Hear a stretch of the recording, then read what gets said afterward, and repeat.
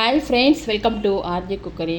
புடலங்காய் கூட்டு எப்படி பண்ணுறதுனா நம்ம இங்கே பார்க்க போகிறோம். வித்தியாசமான முறையில் ஒரு குட்டி புடலங்காய் எடுத்து நறுக்கி அதை நல்லா பயத்தம்பருப்பு 3 ஸ்பூன் பயத்தம்பருப்பு போட்டு நல்லா அது கொஞ்சம் மஞ்சப்பொடி கொஞ்சம் உப்பு போட்டு கொஞ்சம் தண்ணி விட்டு நல்லா குக்கரில் 3 விசில் வரும்படியாக வேக வச்சு எடுத்து வச்சுக்கலாம். கடாயில் 2 ஸ்பூன் எண்ணெய் விட்டு கொஞ்சம் கடுகு, உளுத்தம்பருப்பு, கடலைப்பருப்பு, ஜீரகம் போட்டுட்டு அதெல்லாம் பொரிஞ்ச அப்புறமா 2 பச்சை மிளகாய் நான் கீரி எடுத்திருக்கேன்.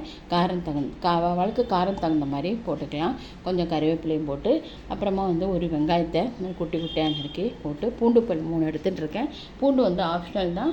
அதுக்கப்புறமா அதையும் போட்டு எல்லாம் நல்லா வதங்கின அப்புறமா வேக வச்சு எடுத்து வச்சுருக்கிற அந்த புடலங்காயும் பயத்தம்பருப்பும் அது இந்த வெங்காயம் இதில் போட்டு நல்லா அதையும் நல்லா ஒரு 5 நிமிஷம் நல்லா அது கொதிக்க விடணும்.